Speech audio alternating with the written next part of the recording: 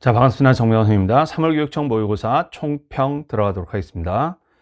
자, 제가 이제 시험지를 봤을 때 이제 제가 중간중간 풀이하면서도 좀 코멘트를 하긴 했는데요.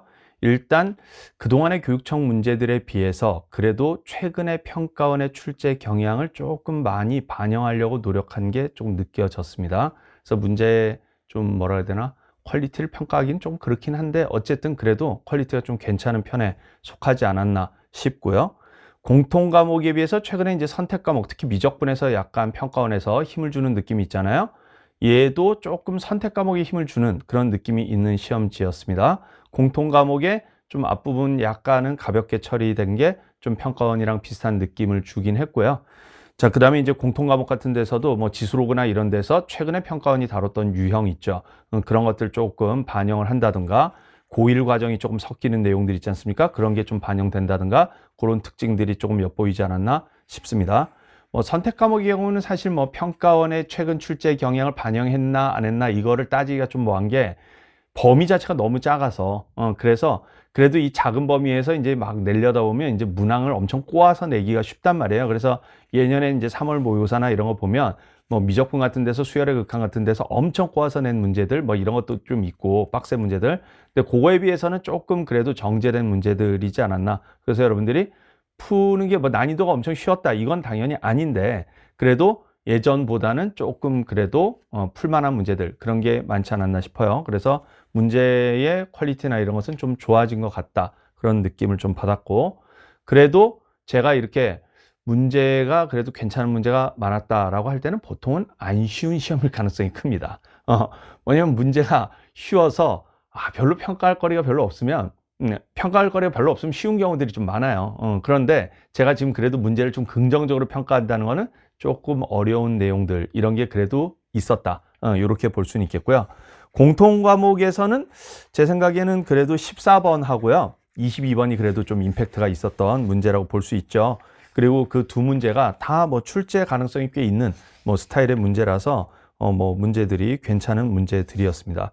수학원은 문제가 그렇게 어려운 문제는 별로 없었지만 그냥 최근 경향을 약간 반영하려고 하는 분위기가 좀 보였다. 이렇게 볼 수 있겠고요.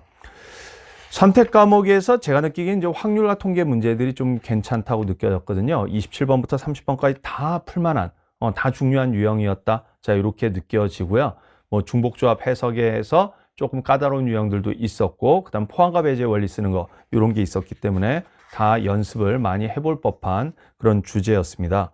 그리고 이제 미적분에서는 미적분은 그냥 무난하게 그냥 이 단원 자체가 너무 범위가 좁아서 여기에서 뭔가 되게 굉장히 좋은 문제가 출제되기가 조금 쉽지 않죠. 그렇기 때문에 그냥 기본기를 잘 이용해서 풀어줘야 되는 그런 문제들이고, 당연히 이 단원 자체에서는 또 나올 법한 스타일의 문제들이 나왔다. 샌드위치 정리 같은 것도 근래 평가원에서도 냈기 때문에 그런 것 좀 주의해서 잘 봐두셔야 되겠습니다.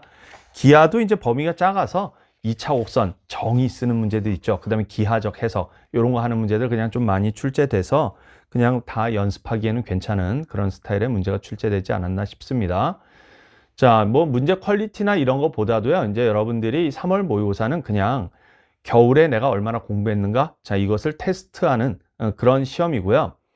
수능 3월 모의고사 점수가 수능 점수랑 같냐 이런 얘기들 매년 있는데 그거는 알 수는 없죠. 알 수는 없고 지금부터 어떻게 공부하느냐에 또 달려 있다. 자, 이렇게 말할 수가 있습니다. 그래서 일단은 그냥 이번 시험이 문제 자체는 그냥 괜찮은 문제들이 꽤 있으니까 잘 정리를 하세요. 잘 정리를 하시고 여기서 배울 것들 그거 잘 뽑아 먹으시고, 그리고 그 다음에 이제 자기가 그동안 공부하던 거 있죠. 그거 그냥 충실하게 수능 범위에 맞춰서 이제 3평 대비 이런 거 했으니까 이제 6평 대비다. 또 5평 대비다. 이렇게 해서 범위 좁혀서 공부하지 마시고 범위를 그냥 수능 범위로 딱 해가지고 공부 계획을 짜셔서 공부를 하세요. 특히 이제 조심하셔야 되는 게 이제 뭐냐면 지금 평가원이 올해 어떻게 출제할지는 알 수는 없으나 작년 수능을 보면 일단 공통 과목보다는 선택 과목에 조금 더 힘을 주는 그런 느낌이 좀 있었단 말이에요. 특히 미적분 같은 데서. 그렇기 때문에 이게 지금 선택 과목의 범위가 좁아가지고 이거에 맞춰서 공부하다 보면 선택 과목 공부가 뭔가 공백이 자꾸 생깁니다. 계속 이렇게 누적해서 범위가 조금씩 넓어지긴 하지만 전체 범위를 공부를 안 하는 습관을 자꾸 들이시잖아요. 그럼 나중 가서 선택 과목이 되게 걷잡을 수 없는 상황 이런 게 돼버려요. 그리고 특히 N수생들하고 되게 격차가 커집니다. 그렇기 때문에 이 현역 고3 학생들도 선택 과목을 수능 대비 겨울 때 이제 범위 한번 다 이렇게 훑어봤잖아요.